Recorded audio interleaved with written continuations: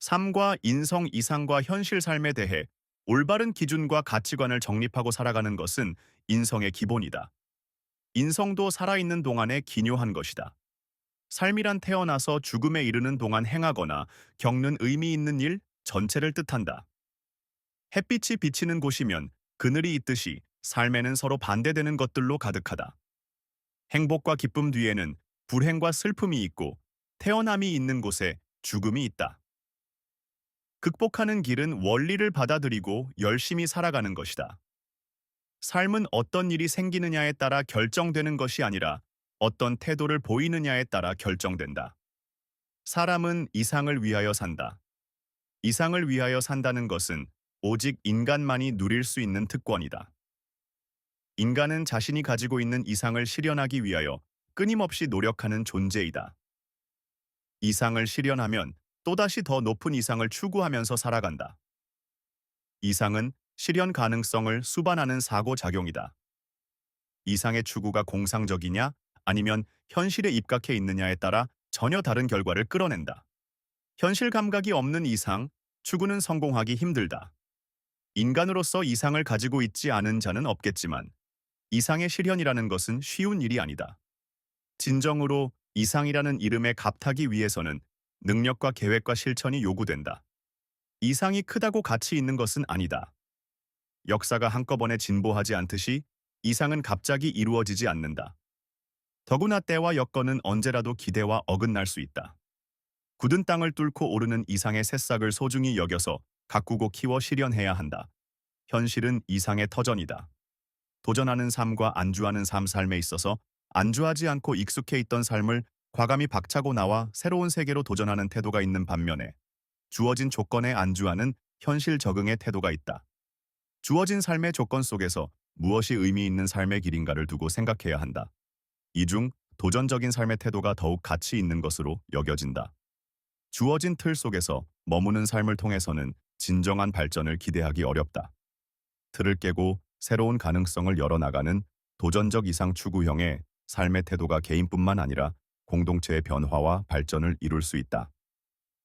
그에 비하여 적극적 현실 적응형의 삶의 태도는 일견 행복하고 의미 있는 것으로 보이지만 본질에서 자기 최면식의 현실 안주에 해당하는 것이라고 할 수 있다. 도전적 이상 추구형이 가져야 할 삶의 자세는 어려움을 무릅쓰고 적극적으로 새로운 삶을 열어야 한다는 것이다. 이러한 과정에서 좌절을 두려워하지 말고 개척하는 과정에서의 자유를 느끼면서 정진하여야 한다. 이러한 자세가 성공을 담보하는 지름길이 될 수 있다. 틀을 깨는 새로운 도전이란 좌절과 아픔을 가져오기도 하지만 그것 때문에 도전하는 삶의 가치가 부정될 수는 없다.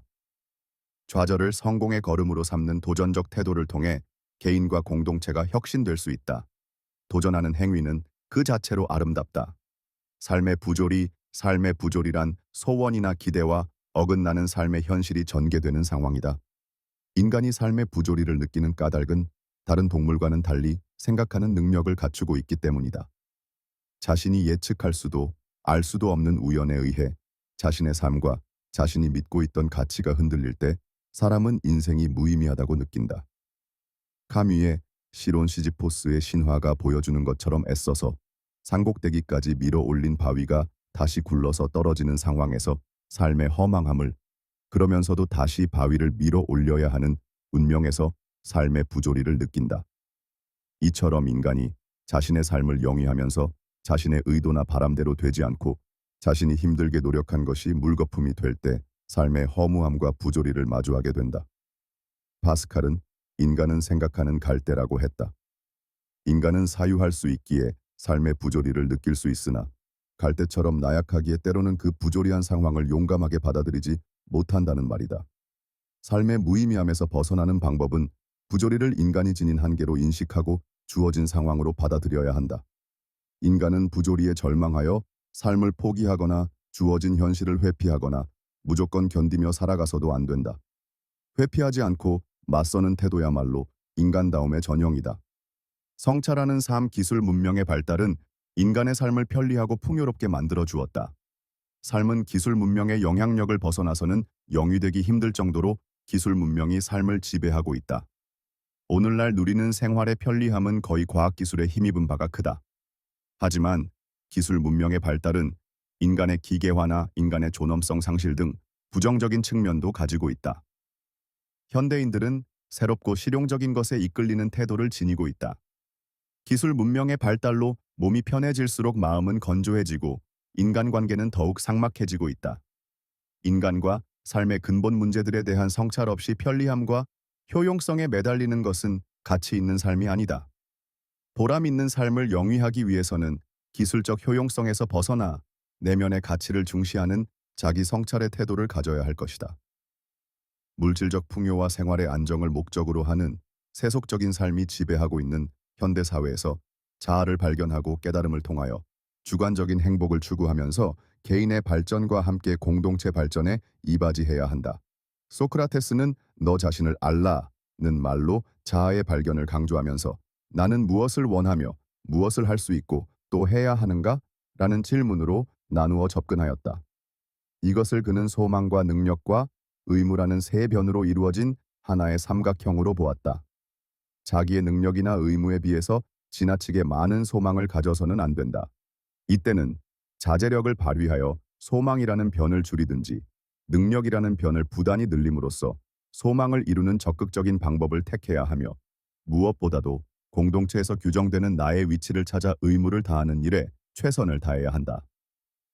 이타적인 삶 경쟁과 속도를 추구하는 현대 사회에서 이기심에 젖어 남에 대해 배려를 하지 않고 편법을 앞세워 앞만 보고 달리는 인간이 많다. 다른 사람들을 생각하지 않고 그들을 인간적으로 대하지 못하는 것이 현실이다. 이런 현실에서 이타적인 삶의 자세는 커다란 의미를 지닌다. 인간의 마음속에 내재해 있는 이타심과 양심은 누구나 발휘할 수 있는 심성이다. 눈에 보이지 않는 선의 힘과 자기 안에 있는 인간성이 작용하고 발휘되어야 한다. 그래야 비인간화의 방향으로 나아가는 현대 사회가 진정한 인간성 회복과 함께 바람직한 방향으로 나아갈 것이다. 현대 사회가 더 나은 삶이 펼쳐지는 사회가 되기 위해서는 사회 구성원들이 자기 자신만을 생각하는 이기적인 삶이 아니라 타인을 배려하는 이타적인 삶의 자세를 가져야 한다. 남에게 보여주기 위한 봉사가 아닌 자신만의 인간성을 발휘하고 다른 사람들을 다채로 대우하며 도울 때 진정한 봉사가 되는 것이다. 실천하기. 삶의 목적을 분명하게 인식한다. 정신적 가치를 중시하면서 자아를 실현하는 삶을 산다. 선한 삶을 살면서 달을 가꾼다. 소유 양식의 삶이 아니라 절제하면서 존재 양식의 삶을 추구한다. 삶의 질을 높이도록 노력한다. 삶의 부조리를 인식하면서 열심히 삶을 영위한다. 기술 문명에 묻히지 않는 삶의 태도를 가진다. 현실을 인식하면서 이상을 품고 산다. 생각하기. 나는 바람직한 삶의 자세를 가지고 있는가? 파스칼, 빌레스 파스칼, 1623, 1662. 프랑스의 수학자, 물리학자, 철학자. 근대 확률이론을 창시했고 압력에 관한 원리, 파스칼의 원리를 체계화했다. 물리학자나 수학자로뿐만 아니라 또한 활발한 철학적 문학적 활동을 하였으며 유고집 방세 펜시엣가 있다. 소크라테스 소트라텟, 기원전 470, 기원전 399. 고대 그리스의 철학자. 서구 문화의 철학적 기초를 마련한 고대 그리스의 위대한 세 인물인 소크라테스, 플라톤, 아리스토텔레스 가운데 첫째 인물이다. 너 자신을 알라는 질문으로 인간의 본질에 대해 탐구했다. 문답을 통하여 상대에게 스스로 무지를 깨닫고 참다운 지식을 탐구하도록 하였으며 시민의 도덕의식을 개혁하는 일에 힘썼다. 신을 모독하고 청년을 타락시켰다는 이유로 사형을 선고받고 독배를 마시고 죽었다. 그는 글을 남기지 않았는데 그의 단아 이론은 제자 플라톤의 대화편에 근거한 것이다. 폴 고갱, 파울 고그윈, 1848, 1903.